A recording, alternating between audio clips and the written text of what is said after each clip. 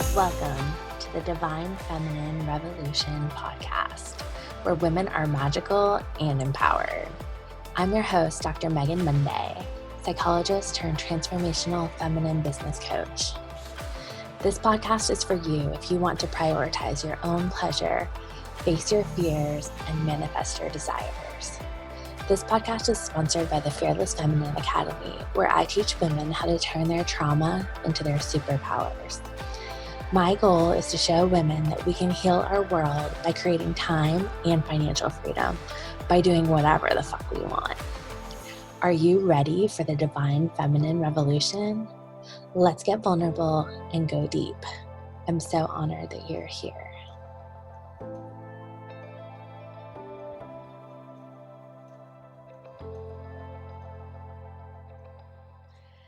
All right. Hey, everybody. I am so excited for today's interview because I have one of my besties, Nicole, here. Hello. So I would love for you to just intro yourself because you have such an amazing background and you do so many things. So just let us know what they are.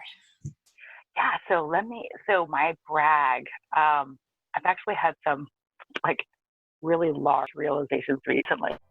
And so I'm gonna couple things into three different categories. So the first brag is around my meditation and healing work. And so it was last week. I had a couple incidences that sort of triggered some emotional responses sort of in the past, right?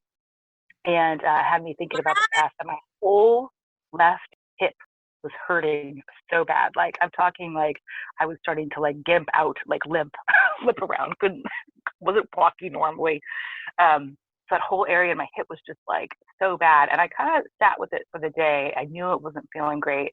I had a couple things to do. Obviously, a little background on my daily life is I have a teen, a tween, and a toddler. And so you got it on all ends. Hey, you know what I was going to say is the hip is all about self-nurturing. Exactly. It's so funny. So in the evening time, when I finally got to kind of lay down and everybody was quiet, and I have certain times of the days where I'm really connected to source. And so I tend to really get into deeper meditation during those hours. And yeah, I was just breathing and giving it so much love in a very, very gentle way. And then as it felt a little bit better, I could really feel this dagger of incident. And I felt the root of that incident and then all the incidents that sort of stemmed from it and how this dagger grew into this hip. And so I was able to focus in, pull it out, give it back to the mother conscious void, right? So she can transmute that shit. And I don't have to hold it anymore. But yeah, that shit was deep. I know. I've pulled arrows. I've pulled daggers. I think literally pulling the thing out. This was it was a sphere at the end, but you know how it cones? Yeah. So it was just a really interesting, it was an interesting practice. And then just understanding and that core incident, God, that shit happened 13, 14 years ago. Okay, for reals. And that actually precipitated another sort of healing modality because it was around my thought process and how I was in a toxic relationship for a number of years. I just got out of a 17-year marriage, and I would say the last 7, 8 years were really, really horrifying in a lot of different ways. And there's unchecked depression, levels of narcissism, personality disorder in my ex, and then just some of the ways that he was then sort of scapegoating one of my children over the other. So there's a lot going on there. But so it did lead into my realizations around just kind of without the judgment of how did I get myself into this or victim blaming. It was more around what were the seeds of my own insecurities and anger around upbringing that allowed me to sort of just keep myself open for this. And I've definitely heard folks talk about that NPD folks tend to pick empaths, right? Because we love everybody and we're always trying to see our fault versus the beauty in somebody else. And I get that, but I also am very acutely aware that there are certain things that come up for you as you enter into Mother Earth that you're working through. So there's like generational stuff, there's this lifetime shit, there's like things that we haven't worked on yet, right? And there's also just a level of naivete, right? And all of those things are okay, but it's important to understand them at this point. I'm 43, so like I'm not trying to rehash any of that crap. So that was another big win for me, was just doing the mindset and emotional work around some of the incidents that were popping up for me and being really loving around. And then also I want to say, support group folks, please, please, please, please reach out to your folks. Like, do not feel that you are a burden. Every time I have felt that I am a burden and I talk to somebody, they're like, I cannot believe you didn't tell me that you were going through this. I want to be there for you. And I haven't allowed some folks to be there for me because I'm just embarrassed, or I just didn't want to talk about it. And these situations are very difficult to talk about because people have a very strange way of reacting to them, right? And the other thing I want to talk about is just in my business, I had a huge celebration because I'm sort of on this speaking engagement circuit, and it's like very exciting. I've been way more visible than I ever have been before. And then doing the work around not just my business, but really getting deeper into my story so folks understand, like, I have an amount of wisdom that comes out of this very, I've lived like 3 or 4 lifetimes just in my adult life in different arenas, different careers, and different, I would say, sort of subcultures of the American life. And so, I'm getting to a point where I'm really sort of, relinquishing some of that and relinquishing a little bit of the fear around, like, oh, can I talk about this? Do people want to know about this? Like, should I release this? Because also, yes, I am a mom of 3, so I'm very aware of the impact it may have on my children, and doing that dance. Figuring out what that dance is going to look like. It's quite a dance. That's amazing. Well, Nicole and I were mastermind sisters, and we got paired up to do listening time for the first time, and they kind of like solidified our friendship. And I feel like you just hold such immaculate space, and we both have kind of like therapy backgrounds, and we know that there's so much in the realm of narcissistic abuse, and I think it can be very like blatant, and then sometimes it can be like very insidious, and I think especially when you're dealing with men, there's so much like toxic gender roles, and we do men are such a disservice by like telling them to suck it up, and like the stigma around mental health and like all of those things, that men are really suffering in ways that they don't need to be, and then unfortunately sometimes they inflict it upon us as the women in their lives, right? There's also this where we are shifting to, right? So we are shifting back into where the divine feminine, because the divine feminine has been calling us for a long time. Mother Earth has been asking us to save her for a long time. Like, hey, I brought you here. We have a contract, but y'all ain't stepping up. You're not doing what you said you would do for the larger humanity scale. And that's why she gave us these human avatars. We're supposed to bring the knowledge of the dimensions that we are actually from spiritually, right, as these spiritual beings, and use that information for good here, for the human race, right? Because we are only one race. We are a human race. Okay. And all of our ethnicities and preferences and all that shit is secondary. And we have to really remember that. And part of this sort of like dynamic shift into understanding just how much abuse women have been tolerating and existing under for so long. I was just having this conversation with my mother recently because she came to visit. And we were talking around how the effects of colonialism and capitalism, right? Because those two things sort of work in tandem. Yes. That's a discussion for another day, but they absolutely work in tandem. Capitalism came directly out of colonialism, for those of you that do not know that. Okay. It is a system of oppression, but and there's economics attached to it. But we as women have been in these relationships for so long because of the genocide and, you know, and not to trigger anybody, but like there's been obviously a lot of sexual violence that came around that. The dynamics of family really shifted because before, women sort of did child rendering and the spiritual work.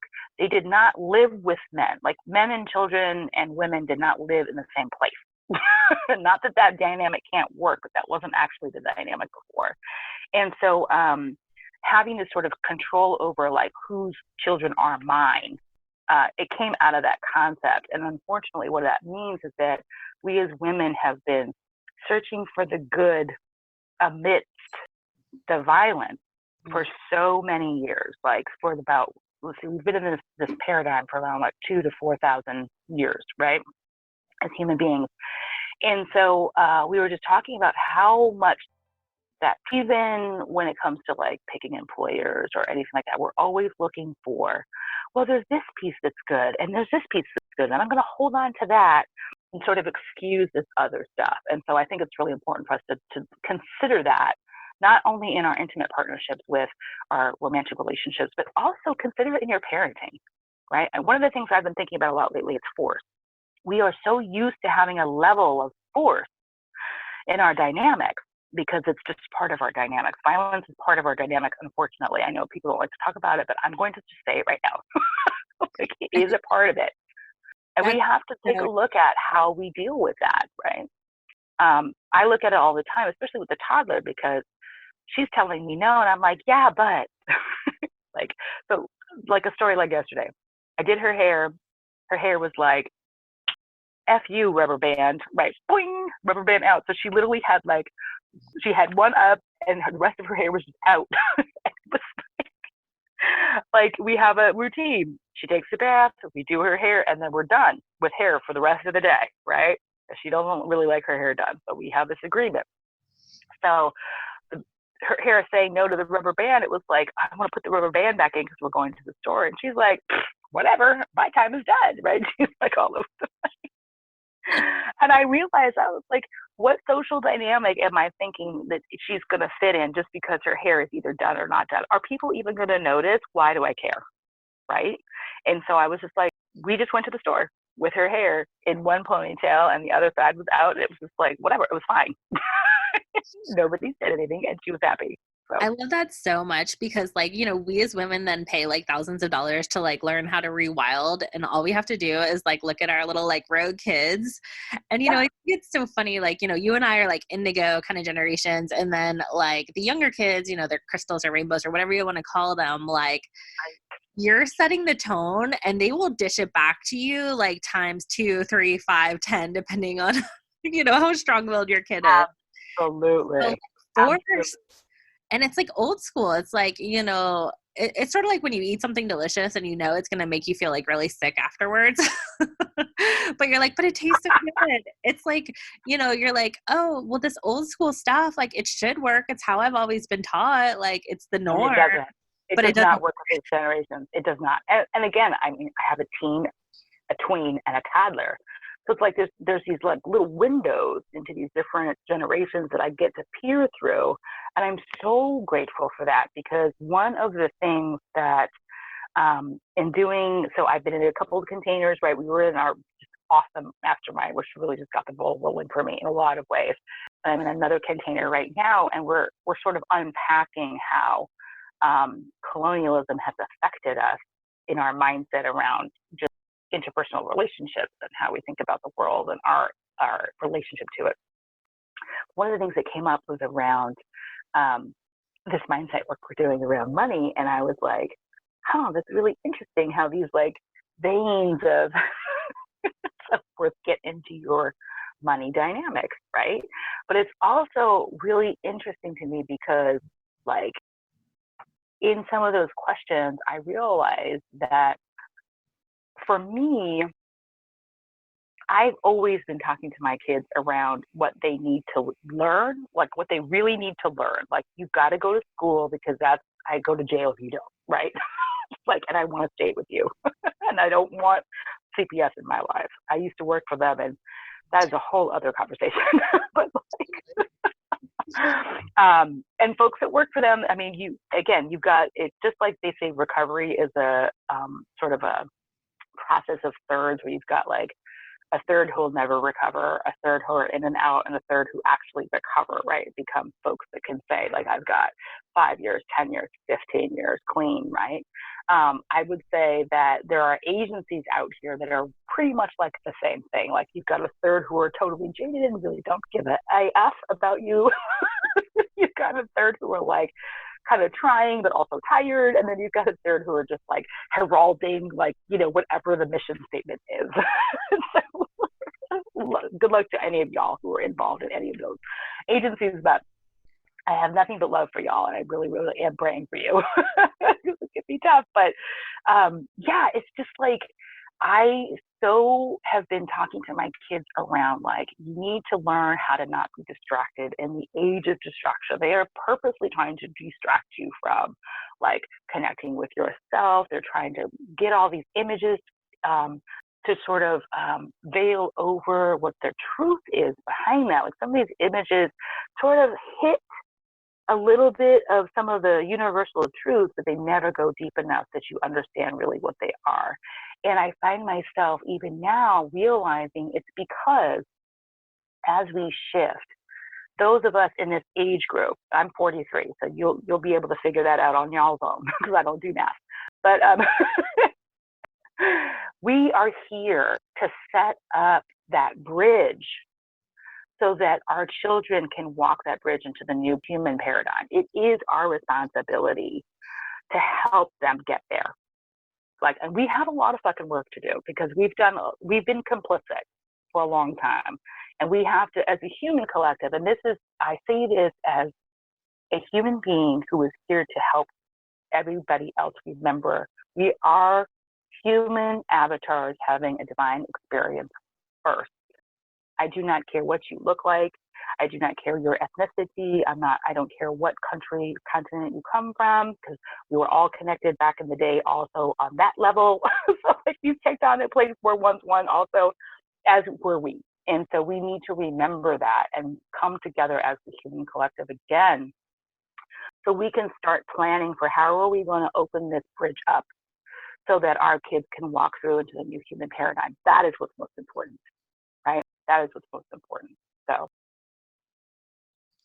Oh, I love that so much. Like, and it can be a really heavy responsibility, and, and yet, like, I think people are freaking out because things are collapsing, but the things that are collapsing are the things that have never worked, that have oppressed people, that no longer serve. And so, yeah, like, some shit's going to have to burn, right? Like, it's just part of the revolution, and it's messy. Right. Like, it's not going to be nice. It's not going to be like, I love the word complicit. Like, yeah, it's not, we've been complacent too long, and complicit. Exactly. And so complacent and almost apathetic. And my mom is from the baby boomer era, and she always talks about how, back in the day, everything was sort of on equal footing in terms of, if you were going to change your chemistry, right, you could change your chemistry either up or down based on your own preference.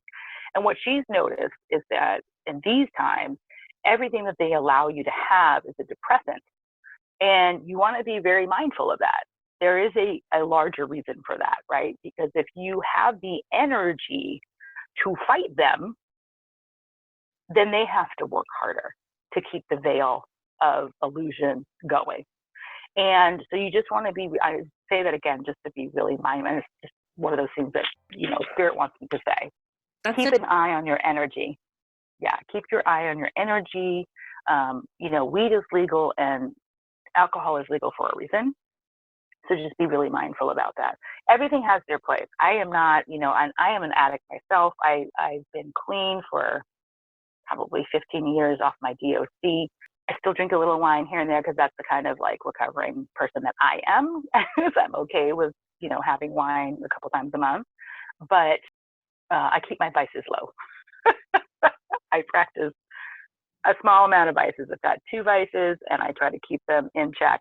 And that's I smoke cigarettes from time to time, and I drink a little wine. So, and I just like to be transparent, because everybody's on their own continuum. So, but yeah, I like to mention that you want to keep an eye on your energy levels. You are going to need some frequency high energy to get through these next phases of life, and also to stay vigilant in your integrity. And so if you need to keep a little mantra next to you, stay vigilant in your integrity, y'all. Because that's what this season is about, right? They're going to come test you. They want to tire you out. They want to tire you out with all of this content. And we need to remember that our minds are here to actually produce thought content, not to just ingest and consume all fucking day, right? The chatter, right? Yeah, like don't let your mind run like a toilet. Turn that shit off.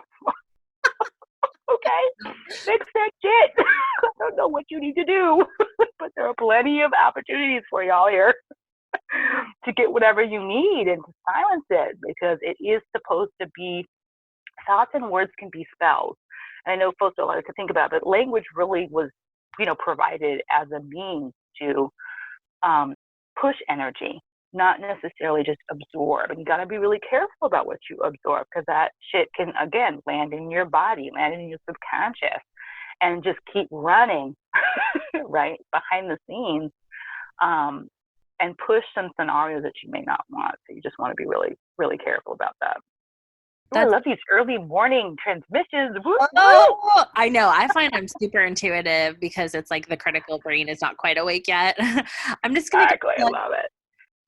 I do want to talk a little bit too around the need to really understand where our children are at in this moment in time.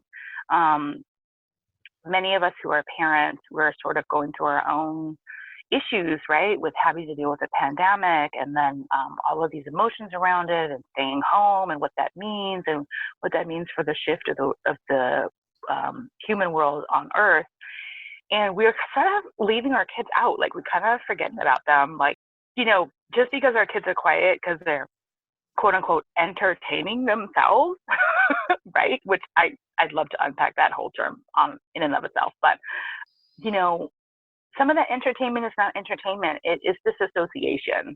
Mm-hmm. It is using the virtual world to have some level of control because they feel so out of control in their actual world. So we need to take some time and really dive into what's going on for them. What I noticed personally is I actually put my kids on a Wi-Fi diet. This was hilarious, by the way. So I put my kids on a Wi-Fi diet because we had gone through such a level of trauma that I just really left them alone to do whatever they felt that they needed to do to nurture themselves, because I didn't want to interrupt that cycle. Because sometimes it is true with humans in general, your level of disassociation or your level of sort of escape is actually a way of processing, especially when you're going through something really, really traumatic. But then there's a point, right, where we need to pivot a little bit, right? We really need to kind of give ourselves the space to feel.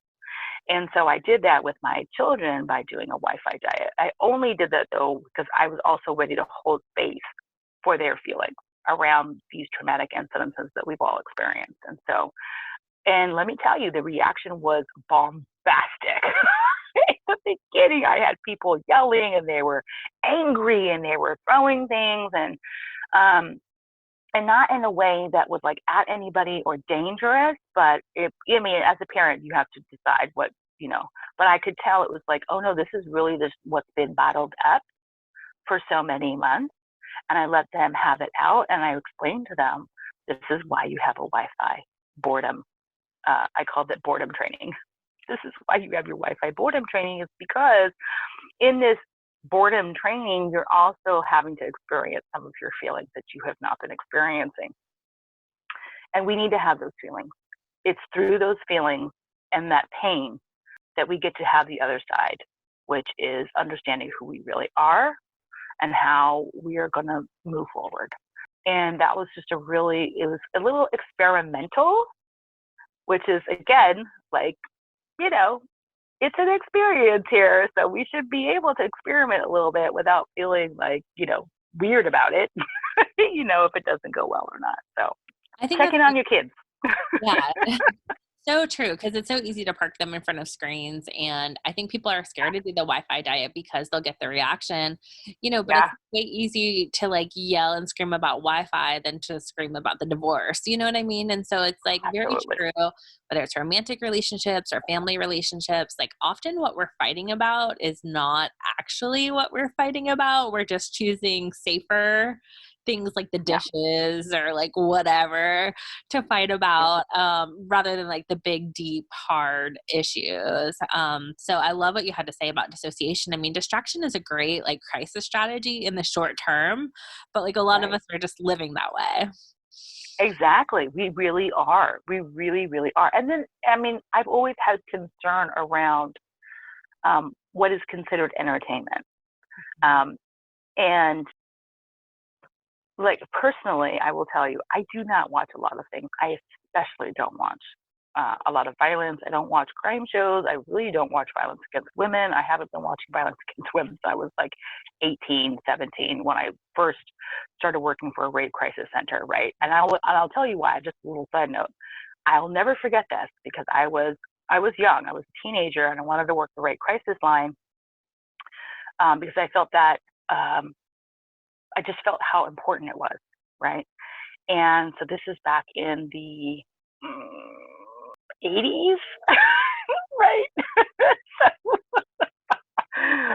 Because I went to college in what 95 or something. So yeah, we're talking 80s, early 90s. And the popular movie that was like really critical and um, Was it The what's Accused? the word? Yes. Yeah. And so I'm in the training, and they just had the audio, and Mm-hmm. I was like, I had to leave the room. That I one's was so overly impacted, and I haven't consumed any of that. And I actually get very upset when people don't trigger warn. So if there's another thing that I could say is please tag your trigger porn. Like I know people don't think about it that way, but like we are so in an age where folks they're showing videos where people are getting murdered, and you don't really realize how much of an impact that has when you're ingested. And I really, really offer that, folks need to, they have this level of violence in media, visual media specifically, for a reason, because we are very visual people. And as humans, we will absorb and feel what is going on visually for another human being. That is part of why we have empathy. And so, yeah, really, really be careful with what you're consuming, but also be very careful about what your kids are consuming.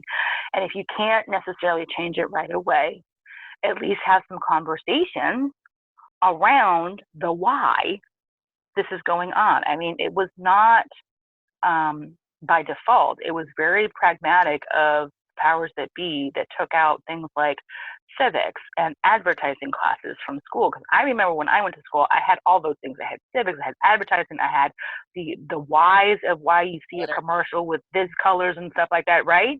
They took all of that out of school in what I want to say in the early 2000s. So you have an entire generation of youngsters now who we need to teach this stuff at home, right? Well, I've got so much to say about like everything you just said. First of all, like, I've worked rape crisis victim advocate. I've worked suicide crisis lines. Like those places are there for a reason. And some of the best conversations I've ever had is like 2 a.m. with someone who had the Yeah, courage to call those lines. So like those people are there to serve you. Not all are created equal, but like, please, if you're in trouble, like please utilize those services because someone does care, hopefully. yeah, And, come, we can give you good ones. Also, I think that media literacy point is so huge. And they say that like the brain doesn't really understand the difference between what we like sort of see and hear and like actual reality as if it's happening to us. And so, yes, like there's research that says that like what we see on TV is like a million times more, well, maybe not a million, but that's just my version. But there is research to yeah. support that it's intentionally way more violent than the actual reality of the situation. And so if your brain really can't tell the difference, like how many murders have we witnessed? It's like we can't tell, like our body reacts as if it's really happening. And so it's huge and such an amazing point. And I think that we're flooded, like you said, with these images and with violence and like just like overconsumption of all these things that like it ends up numbing us out and shutting down our intuitive systems totally. Yeah, because our nervous system is just so it's just so overly worked. And then you factor in that our nutrition, like literally the nutritional value of our soil has gone down, which means the nutritional value of our foods has gone down. And that's even if you're trying to, just like cook your own food every day. not even, let's not even get into the fact that most of us eat things that come off of some factory or processing plant because we're eating things that are packaged as itself. So it really is, as we sort of embark on what I would call the return, right, to how human beings were able to practice ascension in this lifetime. And as we start to sort of harken back to those eras, there's a lot for us to consider. And in that, though, is really the opportunity, y'all. Like, seriously, the opportunity is that you can find your level. Like, there's so many avenues. Hello. Like, and that whole little, I'm just going to pick on this, and I hope folks don't get it. Hopefully it's not too controversial, but I'm just going to say that whole concept of the road to God is narrow. Completely, that's just a belief structure. It's a limiting belief structure, and you can call BS belief structure. I'm not hearkening to that belief structure. You do not have to. There's actually very, very many roads, and you can pick your own road in this time, and pick one where you can feel the high side that activates you, that energizes you, and that makes you want to get out there and hug your community. And yeah, hug your community. Find it, live it. Just like in media literacy, where we would say, like, well, who's benefiting from this? Like, where's the money going? Like, follow the path of money. Exactly. You can do follow the money. Yes. You can do the same thing with power and control, like, right? So there's some religions or like more spiritual traditions that just say, like, take what you want, like, leave the rest. And then there's ones that are like, you're going to hell if you don't do this thing. And so to me, like, I don't think, I think control is part of that, like, oppressive structure that we were talking about. So I guess my question for really you is like, what is the divine feminine revolution in your eyes? And like, what do you see as far as this ascension work? Like, what's your vision of that coming forward? I am enamored with how the divine feminine is like, listen. She's like, Mama, who's had it? Like, I'm about to start throwing. Mama's like, listen, y'all, okay? Y'all have taken this way too fucking far. I am done. Enough. Like, yeah, enough. I saw a TikTok recently that was like, this mom had it. She was like something about, you can shut the fuck up, shut the fuck all the way up the mountain of this and all the way back down. I mean, she just, it was so funny. I have to find it. It was so funny. She had just had it. And that's how I feel. It's like, but at the same time, the universal nature of her is to still want you to do what you're here to do. And so she's still trying to nurture us through this process. She's still trying to give us the love that we really need. And really, it's always been within us. I think one of the things, too, that I was talking about recently is that we have given our power away so much. Not just as women, but I just think as human beings, we're constantly looking outside of ourselves for something, right? For someone to tell us it's okay, for acceptance, for acknowledgement, for some of the pillars of love, right? Like, honestly, which is attention, acceptance.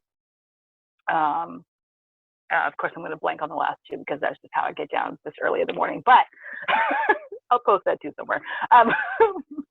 But we are constantly looking outside of ourselves, and we need to start looking within. It is true that as humans, we do need each other. And so part of that need has been co-opted, manipulated, and used against us. And it's actually very NPD, right? Like, it's extremely NPD. When you think about it, is that this, and I say this too, because I know when I got my master's in psych, I don't remember there being a conversation about NPD. So on the DSM level, it's sort of like newer, right?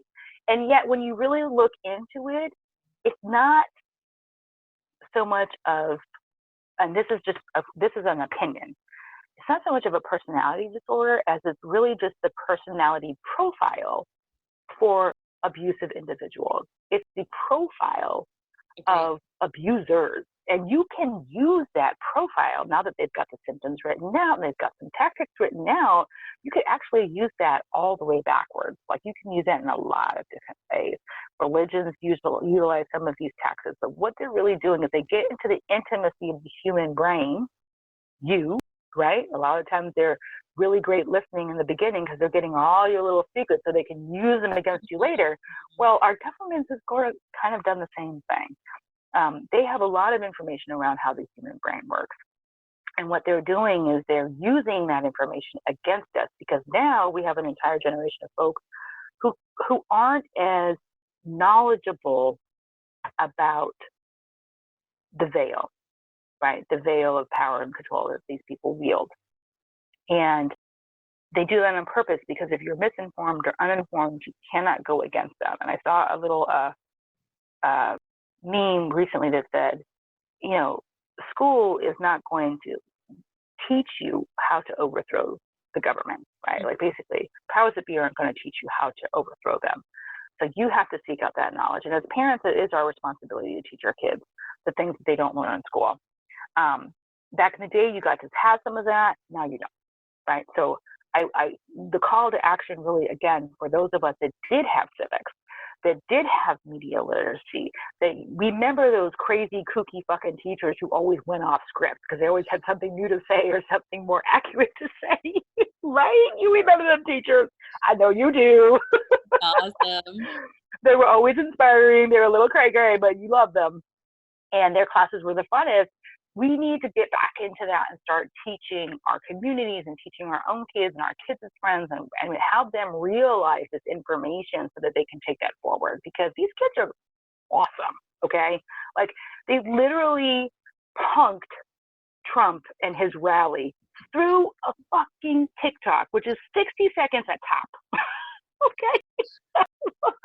They are ready. Yeah, you know, and we just need to give them the tools. What comes up for me is like we've gaslit, you know, through capitalism, through like American culture, to say like we need more, buy stuff, like, and then let's like aggravate human suffering so that we can sell you medication or we can sell you, you know, anything, everything, right? And so like I think our kids have grown up with that, and they don't have like the before and after of technology, and so like they're in it, and they are like literally like little like megaphone microphones, like they just take everything on so intensely. And so I see like a lot of young people with mental health issues because it's like they are feelers, and there's so much like toxic shit floating in our air, you know, like literally and metaphorically, like in the cultural toxic air. And so absolutely, I think speaking out is like the best and most revolutionary thing you can do. So I could not agree with you more. So Nicole, like, gosh, tell us about all, like, how do we work with you? How do we find you? Like, tell us all the things, because I really do. Yay! Yes. Yes. So I'm on FB, obviously. I will drop in the comments, I'll drop like my website. You can always book a call with me on my website. Yeah. And I also have. Say what it is. I have it on the link, but say what it is. Oh, perfect. It's nourishedDynamics.rocks. And I speak about nourished dynamics because that is what I'm interested in. I am really interested in nurturing and nourishing our human connection. And that can be in a myriad of ways. I'm also an artist, so I can provide healing artwork for you that you can hang up in whatever area that you're trying to transform, transmute. I do affirmation work. I have a program coming up called Mind Divine Crowns, where we are going to go in depth artistically into our archetypes, talk about archetype work, identity, definition, balancing. Because one of the other movements that I'm called to do is around balancing our divine feminine and our divine masculine. Yes, and as such, we have 13 crowns around our chakra. And that means that we have various archetypes that we get to tap into. 9 of them are female, 4 of them are male. And we need to re-understand and relearn what the feminine and the masculine actually look like.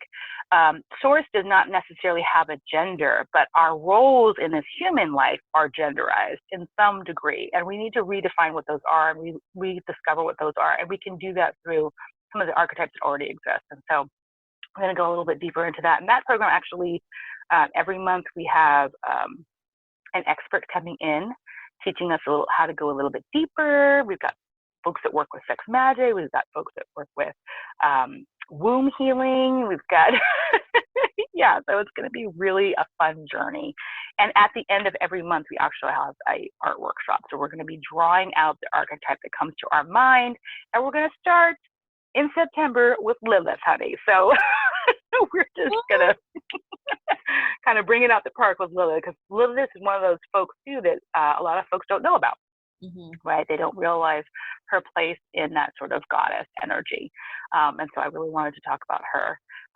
We're going to go through, let's see, I think I've written down, I've got Lilith on deck, I've got Yemaya on deck, we've got Oya. So we're going to use the mythology from all of the different sort of civilizations and how they tie in. Because one of the things that my mystic and I talk about all the time is that energy sort of comes to us at various points in our human timeline through different faces, but it's actually the same energy. And so our prophets and our goddesses and our mystics and folks a lot of the times are really the same energy that have come to us at different timelines in our human history. And so we're going to talk a little bit about that and kind of work that backwards a little bit, get a little history in there. So it's going to be fun. I'm really excited about it. It's one of those things that was like just downloaded to me, and I was like, okay, I'm gonna do it. I know I don't have all the details, but we're gonna get through it. It's gonna be super fun. So so amazing. I just wanted to say, like, I've also been taught in like my mystical training that like we're also our own ancestors. So I think that's kind of a cool like frame too, that like the spiritual healers and teachers are like reincarnated, and like if you're called to be one of these like fearless feminine leaders, like guess what, you've been doing it for lifetimes, and for lifetimes, honey. It's so true. And it's interesting too, I was just talking with my mom about that, because I've always had this concept that it's true. I mean, our womb is a portal. And when you're called, when you contract with Mother Earth's like, I'm going to give you this human avatar in exchange for the information you're bringing from your dimension to my, to the human community on this planet, on this dimension. And when you're called here, you choose your parents, not because you're choosing your parents and what they ended up doing to you. That's where people kind of get a little, they're still emotionally attached to whatever happened to them in childhood, which I understand. Work it through. You chose them because of the ancestral line, not necessarily because of who and where their personality was going to go.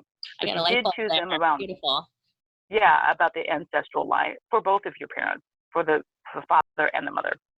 And so, and I know nowadays everyone has sort of a different relationship to that sort of dynamic, and that's okay. I'm not trying to, not highlight that, right? But you do choose your parents for those ancestral lines. And so that is something to consider and to think about, and maybe even to meditate on a little bit. Like, where are the ancestors that want me here? What do they have for me? What am I needing to learn? What generational pieces am I undoing so that my children don't have to process that? Or it could even be a niece. Like, the work that you do directly impacts the children in your family. And so it would be nice that they have less work to do, because whatever we don't do, they have to do. They carry that burden. And so it's something to think about.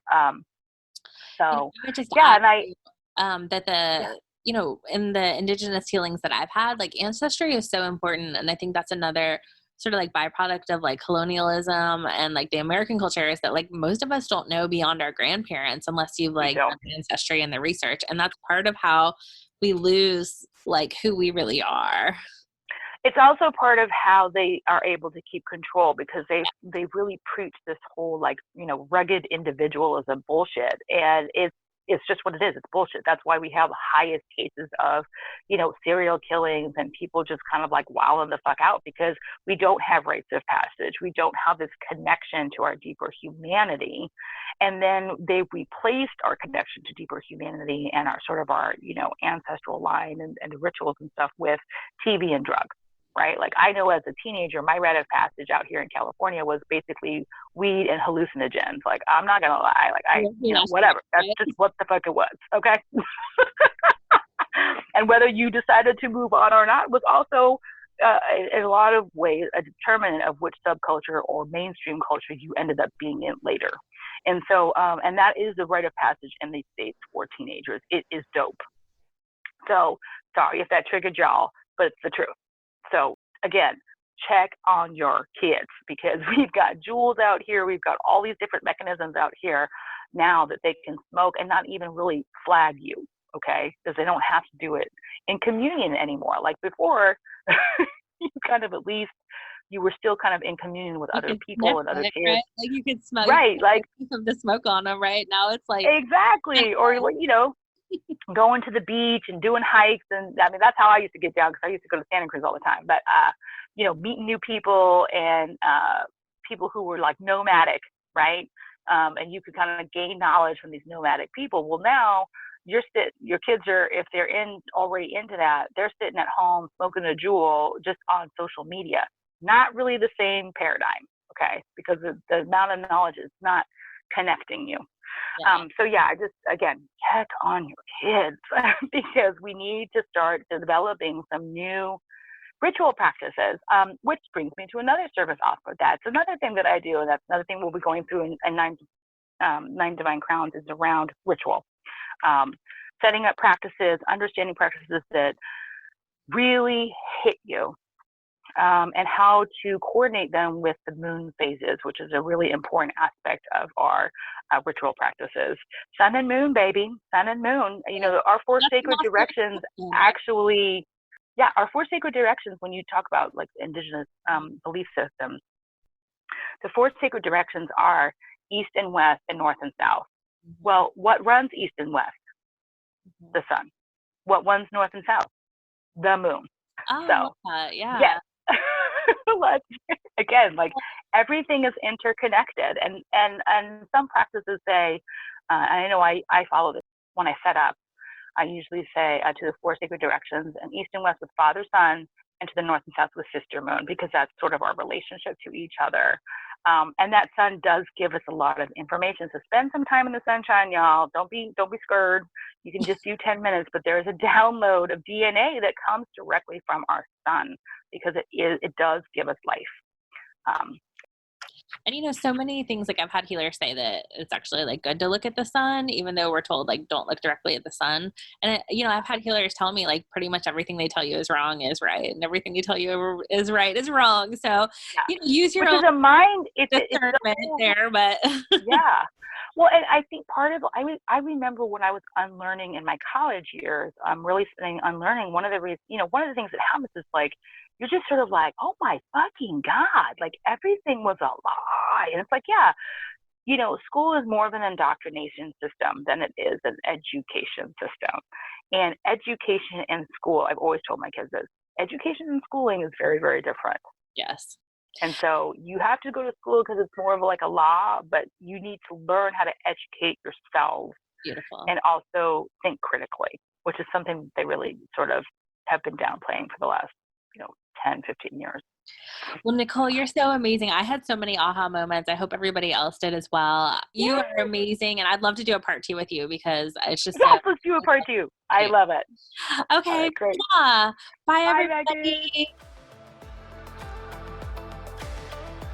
Thanks for listening to the Divine Feminine Revolution podcast. Make sure to subscribe and leave a 5-star review. Want to keep the conversation flowing?